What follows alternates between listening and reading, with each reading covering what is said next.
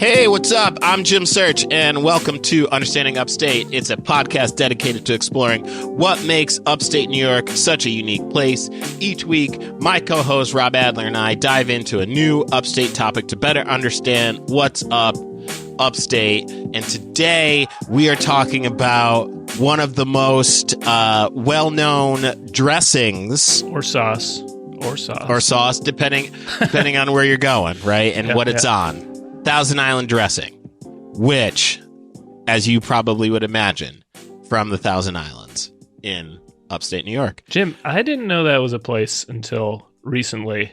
Really? Yeah, I was reading something for the podcast, and it referenced the Thousand Island region of New York State. And I was like, wait a minute, this makes sense. That's a place.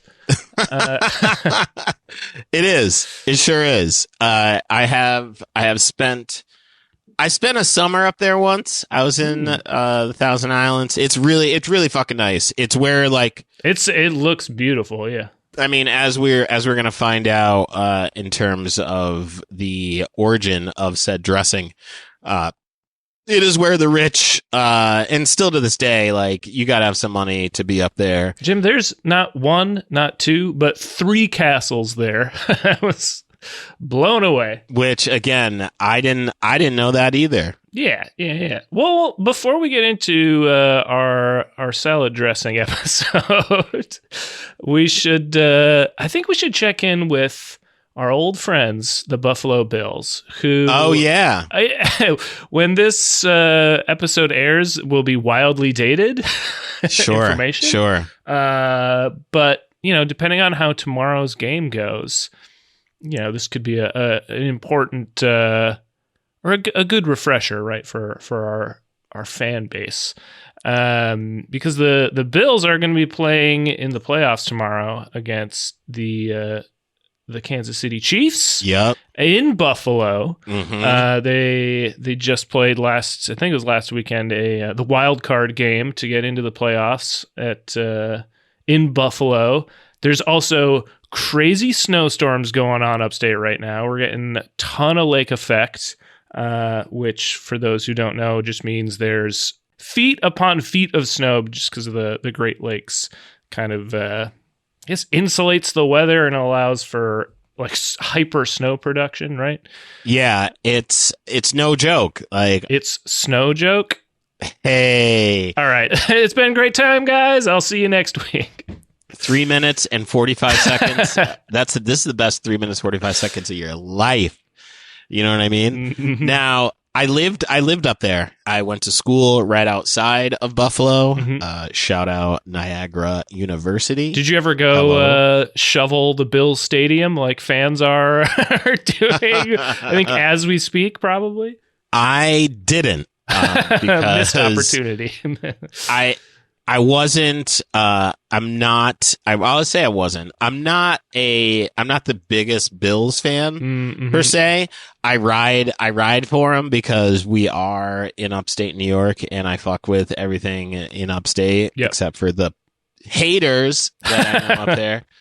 But fact was, my ex was a Bills fan, and I was just like, well, fuck that lady and fuck that team at the time. Sure. But relationships have warmed, much unlike the weather up there. Nice. And nice transition. You see what I did? Back. Yeah, that's right, baby. Listen, it's not Jim Jelly Studios, I'll tell you that.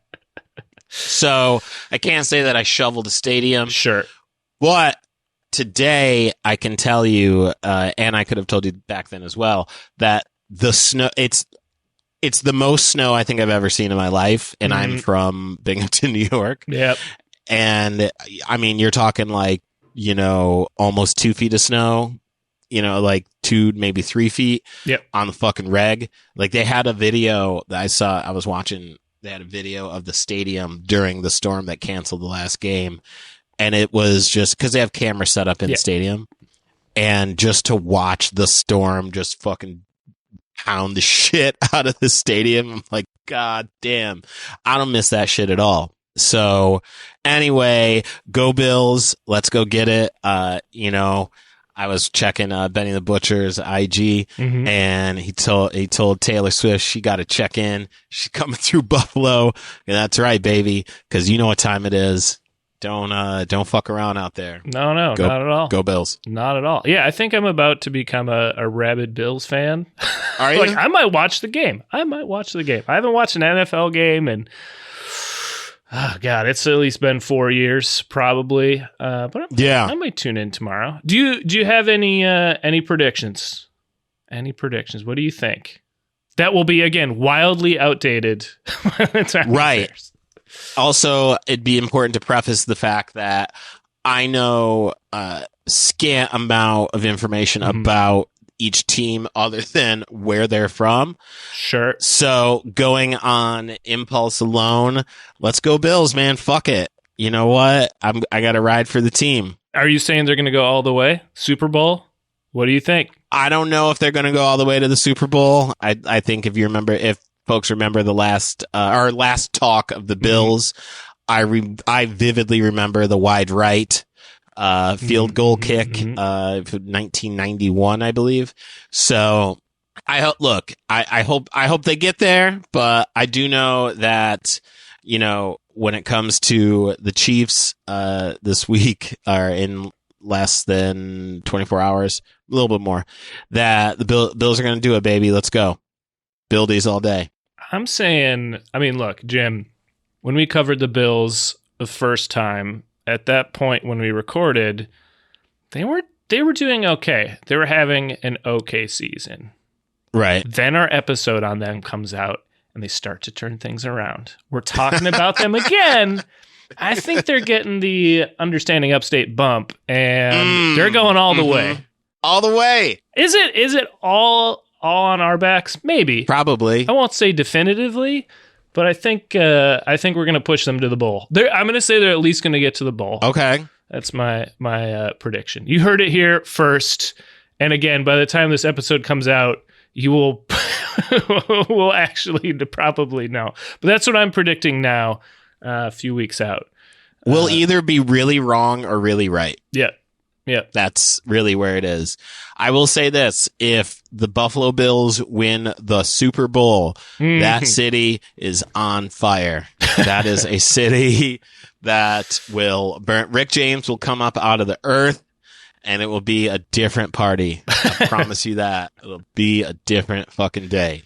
There we go. Jim, I have no transition from that to salad dressing. I usually am. I don't either. I pride myself on my transitions. I got nothing. So let's change gears and talk about Thousand Island dressing. That's right. Let's go get it, man.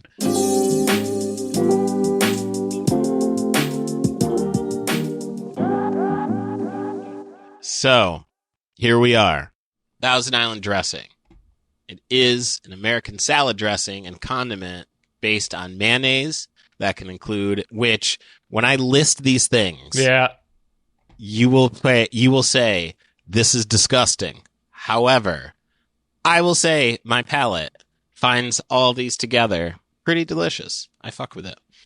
Mayonnaise that can include olive oil, lemon juice, orange juice, paprika, Worcester sauce, mustard, vinegar, cream, chili sauce, tomato puree, and ketchup or Tabasco sauce. Mm-hmm.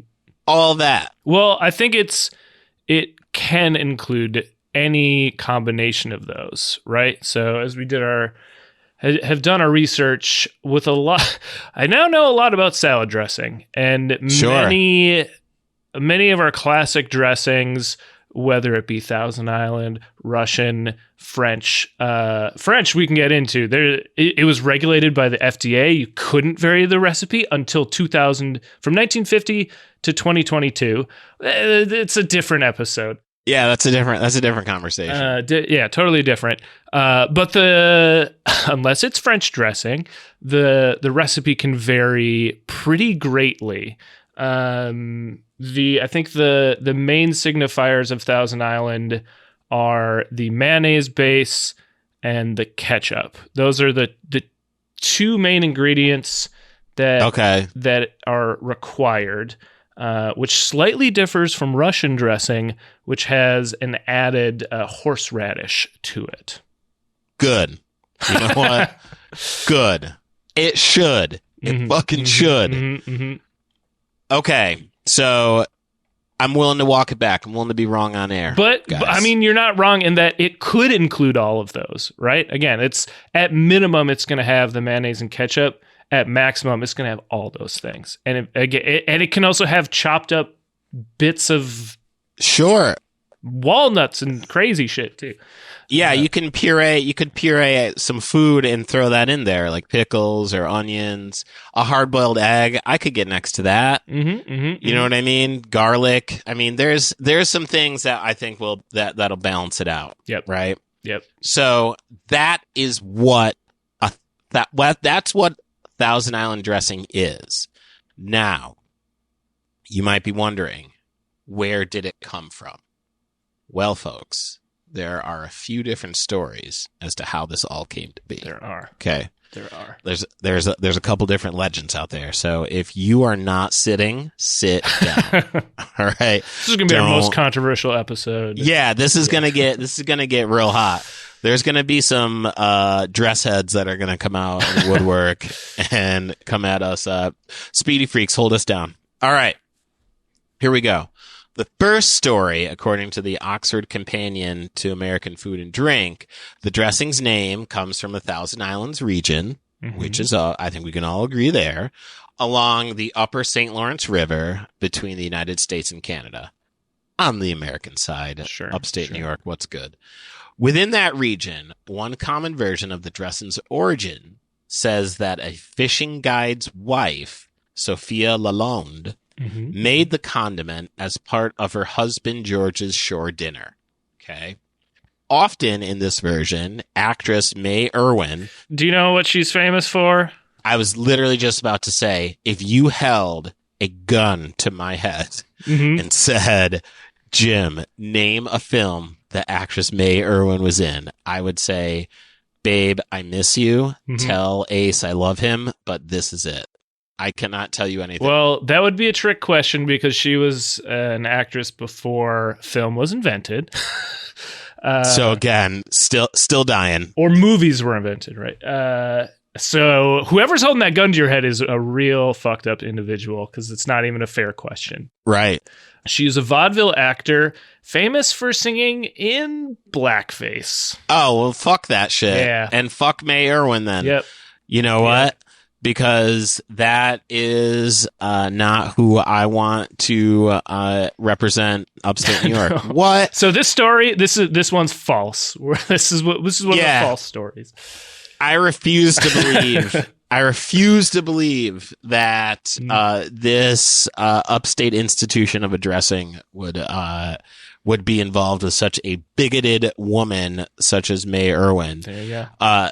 Now, this is the first story. She requested the recipe after enjoying it and in turn gave it to another person. Right. So she said, I really like this a lot. I'm a racist. You're a racist. Let's enjoy this and then talk about black people. Right. That's what I'm guessing happened in this story. This is like drunk history. Where I really get to jump in and punch this one up. Now, that is the first story, all right? In another version of this story, Thousand Island summer resident George Bolt, who has one of the three castles that you had mentioned earlier. Can I give you some background on George Bolt? Oh, yeah. We need it. We need to know. Yeah, as you just mentioned, he has a castle. It's on an island called Heart Island, which, Jim, it didn't used to look like a heart. He made it into a heart for his wife. This man had a lot of money and a lot of love for his wife. Sure. And the reason he was so wealthy is that he was basically had the great idea to cater to the ultra wealthy and make fancy hotels. In Manhattan, he actually managed the Waldorf Hotel and the Astor Hotel, which we now more familiarly known as the Waldorf Astoria Hotel. They actually used to be two separate hotels. The first one, the Waldorf Hotel, was built by William Waldorf Astor, and then his asshole cousin is like, fuck you, William, I'm building a hotel next door. Wow. This is John Jacob Astor the Fourth. He built the Astor Hotel next door, and Bolt is like, oh, I'm gonna let me come in and mediate between you two guys. Got them to sign over the management of both hotels to him. Right. And now we have the Waldorf Astoria. Although those two original hotels, they were, again, like combined in management. Yeah. They're like on the same goddamn block. They raised those two buildings and they built the Empire State Building on that exact plot of land. And then the Waldorf Astoria moved, they built a new one uptown. Which is going to come back as an important detail that pertains to salads and salad dressings in a moment. Here you are, Speedy Freaks. You didn't think you were going to get something today. You're going to get it all today. I'm telling you that right now. For sure. You're getting every salad on the menu, baby. 1,000 of them. Oh, there you go. There it is. Now, so George Bolt, as we know, who built the Bolt Castle between 1900 and 1904, as Rob just mentioned, was a proprietor of the Waldorf Astoria Hotel.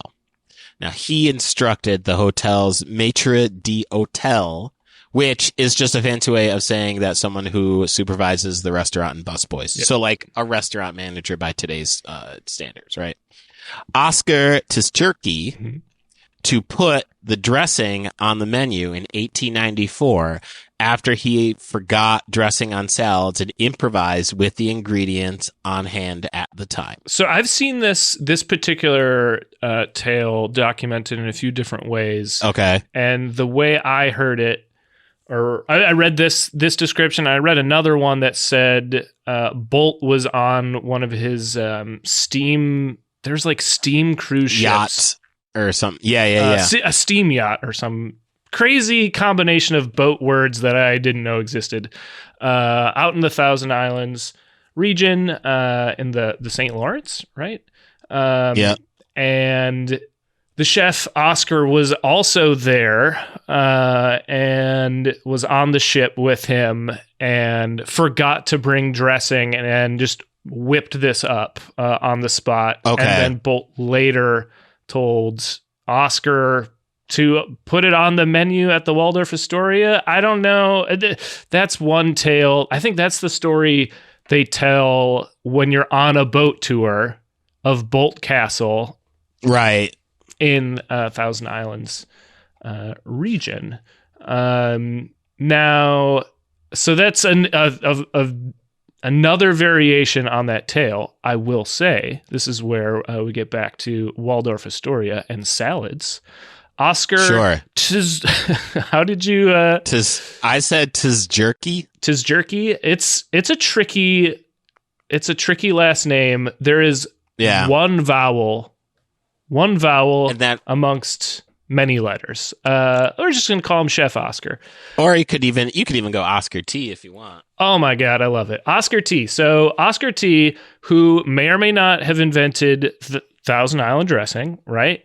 He did invent the Waldorf salad, which was created at the Waldorf Astoria Hotel in the 1900s. Now, Jim, you might be saying, why was there all this salad innovation in the early 1900s? And I would say, Jim, I can tell you exactly why. Yeah, let's go. It's because prior to the early 1900s, most salads were comprised of the local greenery, which usually was, in most parts of the United States, was bitter greens, right? Like a lot of kale. Like people would use the leaves from the heads of beets, right? Like beet salads, kale salads. Just They didn't have the dressing technology yet, right? They didn't. Enter the railroad and better freezing technology, which I think is just better ways of producing ice cubes or harvesting ice blocks, rather. So they were able to bring iceberg lettuce, famously not bitter and mostly just water, and cart it to all over the United States from California, which has been a hotbed of salad innovation for over 100 years. Right. Jim, I've read a lot about salads this morning. I was going to say, man, you really went in on this, dude. I sure did. So around this time, we're getting Russian dressing, which is innovated in New Hampshire. We're getting Thousand Island dressing. French dressing is morphing from a vinaigrette into the kind of red, saucy variant that it is today.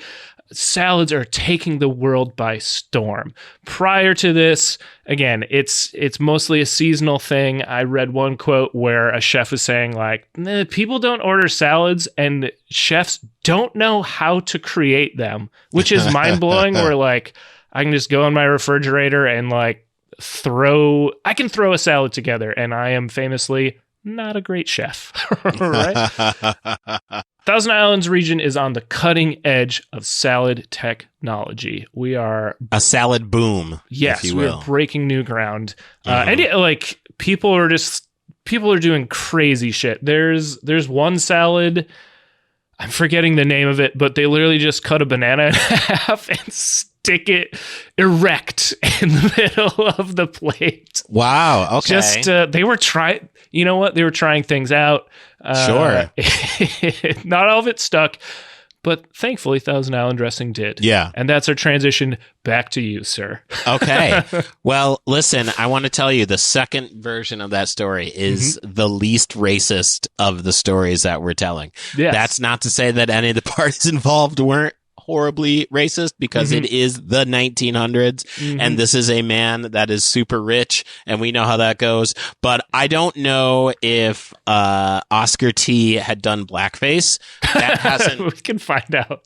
That hasn't been confirmed. Sure. So I'm going to err on the side that he didn't do that. Yeah. So this is the story that I like out of the two so far.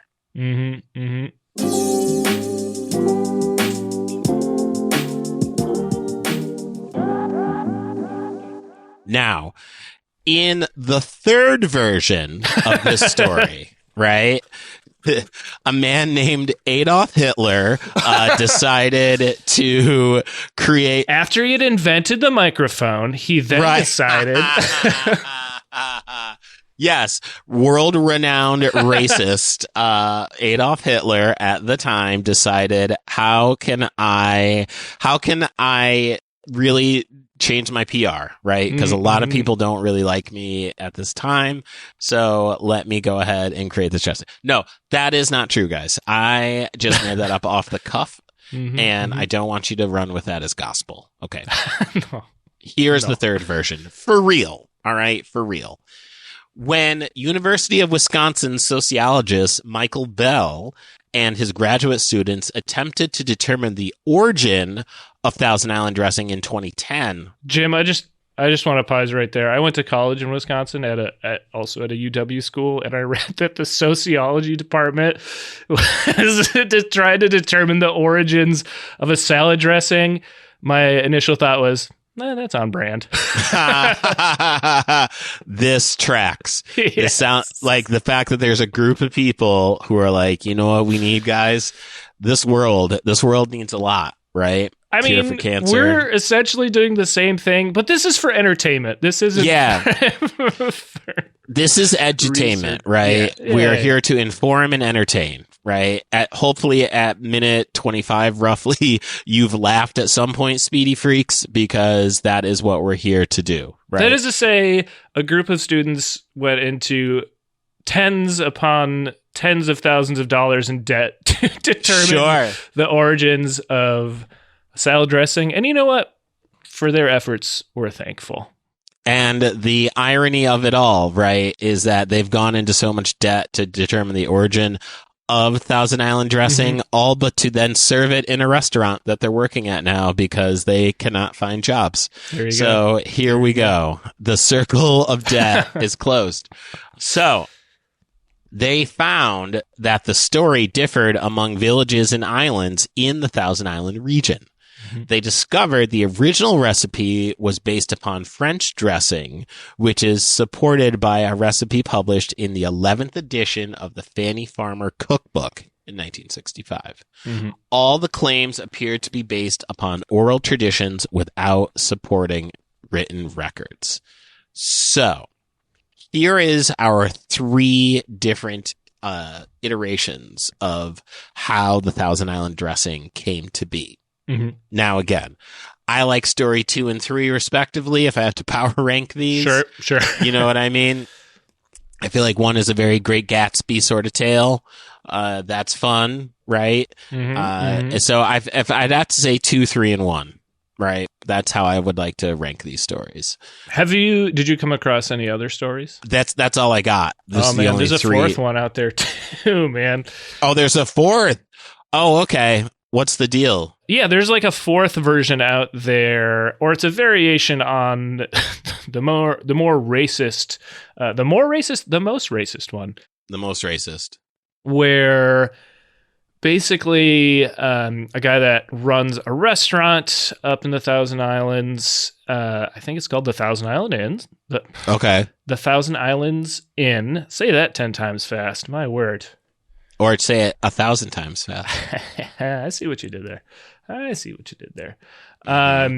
But basically, he was opening a restaurant back in the early 70s, and I think he found like a safe in the restaurant as he was like getting it ready and opened it up, and found what allegedly was the original handwritten recipe by Sophia Lalonde, who originally made the sauce for her husband, and this guy has been making that dressing and bottling it and selling it ever since. So you can go get yourself a bottle of the original recipe. I think they only bottle 5,000 a year. So, Wow, okay. Supplies. Get there while you can. Yeah. Get it while you can. Yep.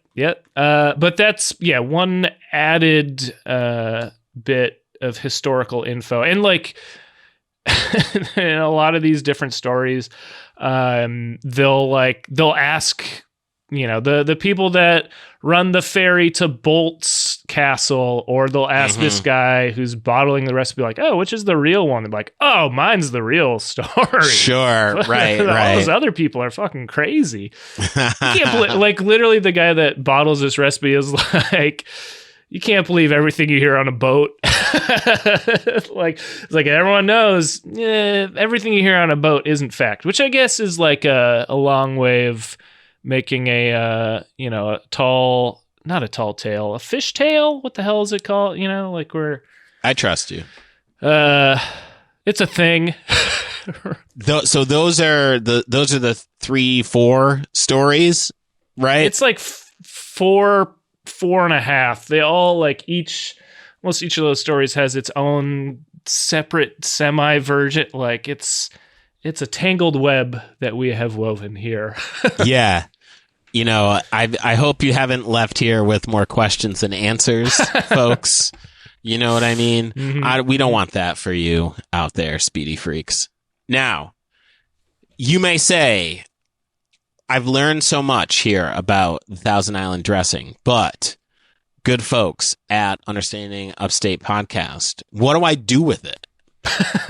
What do I do? Where can this go? Right? Like, what's the science behind it? Well, I'm here to tell you. Thousand Island dressing is widely used in fast food restaurants and diners across the United States, where it is often called special sauce or secret sauce. Okay? What do you call it?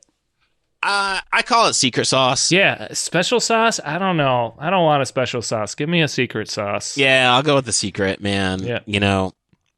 So an example of this is the In-N-Out Burgers spread that they use for their burgers, which In-N-Out gets a lot of mixed reviews, right? You talk to some people, it's the fucking gospel. Literally, they put Bible passages on the bottom of their cups. They just sneak it in there in the little rim. Imagine converting to Christianity on the strength of an In-N-Out Burgers. I don't know. On the cup there, man. They're good. they're not that good. Man, my life was in shambles until I went to this In-N-Out and I got a number 3, and now my life is here for the Lord. Is that a Holy Trinity joke? Hey, that's right. The Father, the Son, and the Holy Sauce. There you All go. right. There we go. So, again, a lot of people love it. A lot of people are like, it's overhyped, all that. I gotta say, it's a good burger. I've had it. I've had an In-N-Out burger. Sauce is great. It's a good burger. Don't, if you're there, have it, but I just say don't hop a plane to Cali to go pick up an In-N-Out burger. All right. I was going to say, famous debate that pops up is In-N-Out Burger versus Shake Shack, which we have more than enough choices of Shake Shacks here in New York City, which is where it originated. Do you have a preference? I mean, you know what? To be honest, I would. I haven't had a In-N-Out burger in probably like 13 years, right? So like, I can tell you it was good. It wasn't bad. Like, I remember it being good. Right. So like, I feel like I would have to have one more recently to give you. You can't, Jim. This is hard hitting journalism. I need an answer. You need an answer. You need me to ride out. I need you to make a commitment here. All right. I mean, I got to say Five Guys. Well, no. Shake Shack. I got to go Shake Shack. All right. Again, I'm a East Coaster through and through. I love everything on the East Coast, baby. There you go. So now that you've gotten my take here, it's served on burgers and several secret menu items. Despite its name, it is a variation of Thousand Island dressing. Thousand Island dressing is often used in Reuben sandwiches in lieu of Russian dressing. McDonald's Big Mac sauce is, in fact, a variation of Thousand Island dressing, which not a lot of people knew for some time until there was someone like us who was like, yeah, if you just take like ketchup and mayonnaise and just whip that up, you got yourself the sauce for a Big Mac. I remember learning that as a child and having my mind blown. Yeah. I think it was my parents were like, yeah, it's just Thousand Island dressing. It's like, what? Like, they've been lying? McDonald's? They lied to us? It was a real formative development for me as a child.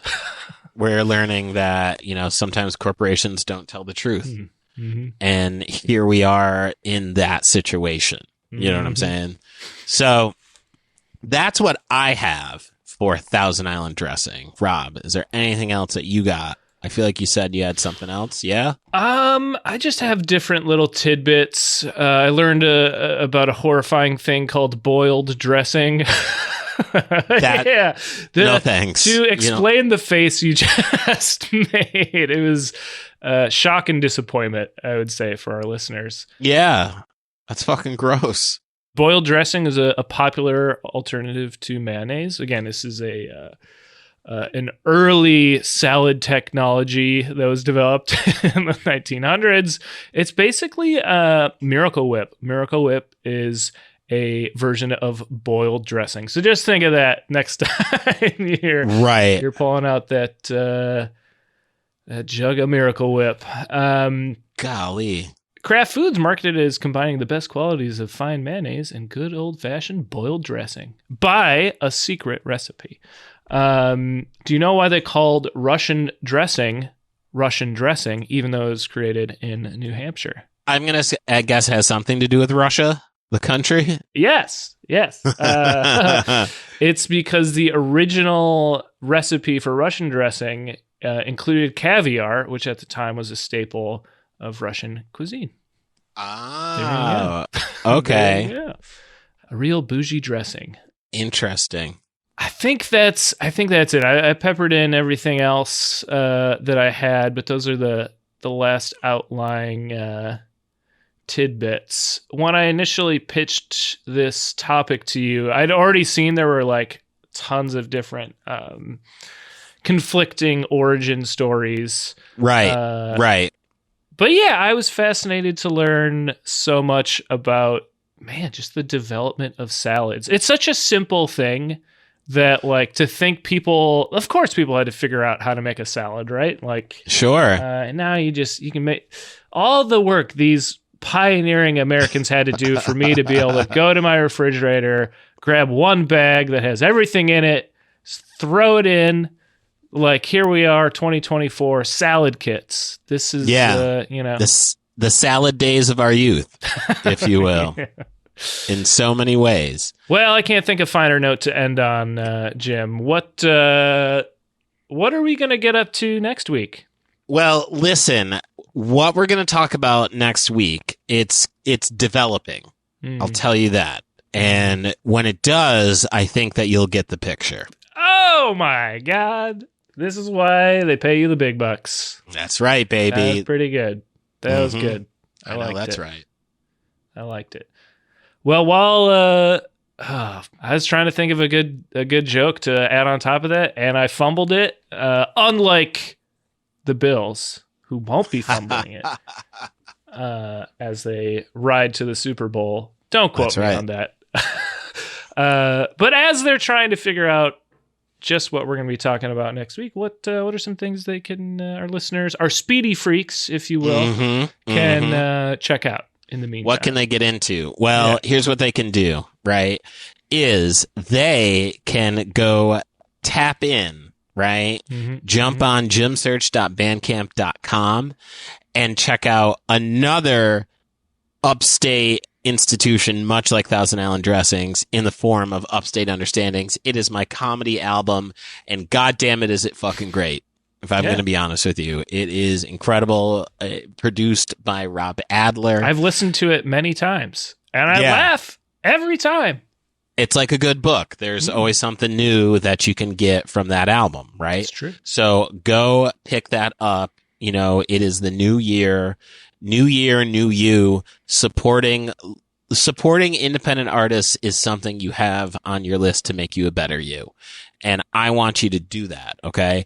Now, also go to gymsearchcomedy.com. Okay. Because I, in fact, do stand-up comedy.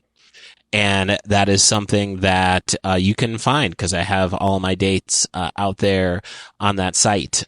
So go do that. And lastly, third thing is I have a show coming up March 23rd at Stellar Human in Binghamton, New York. It is called Stellar Presents. It's going to be a fucking blast. Okay. Will they be doing a screening of the rewrite before? I want people to stay at the show, Rob. I don't want them to leave. That's what you play to clear out the room is the new closing time. Oh, that'd be great. Yeah, that'll be fun. Almost 2 hours of bullshit. No, what we have going on though, March 23rd, Stellar Presents at Stellar Human is a comedy show. It's going to be fucking great. My man Stephen Brown is going to be hosting. I'm going to be there. There's going to be some special guests too. It's going to be dope. So please go pick up a ticket. If you buy tickets on Eventbrite, they're $20. You get 30% off in the store. Stellar Human is one of the dopest vintage spots in Binghamton. Nice. Shout out to my man LaRue, who's holding it down over there. So go pick those up. If you buy tickets at the door, it's $25.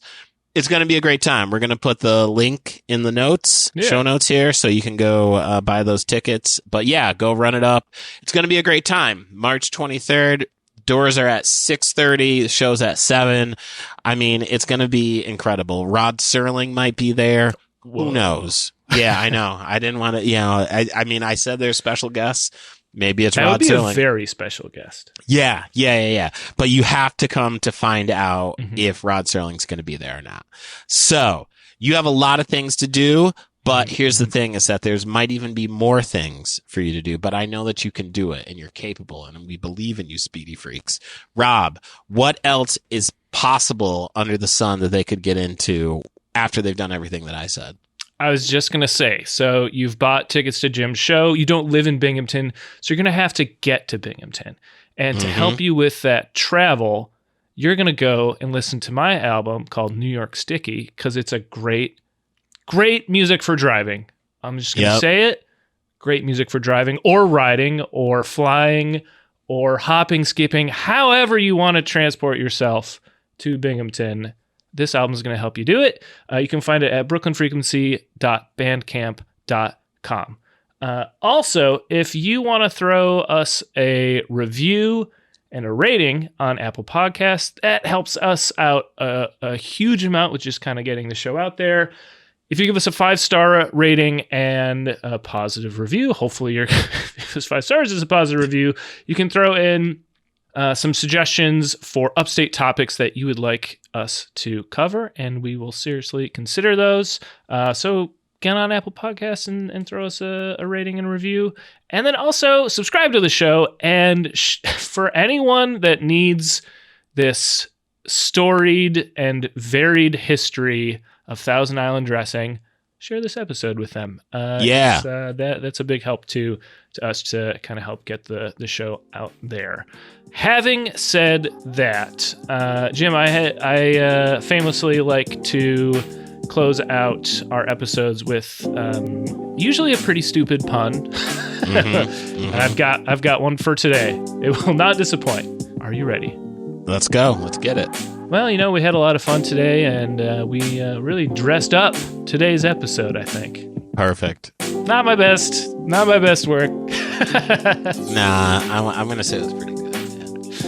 Yeah. All right, folks. We'll catch you on the next one. See ya.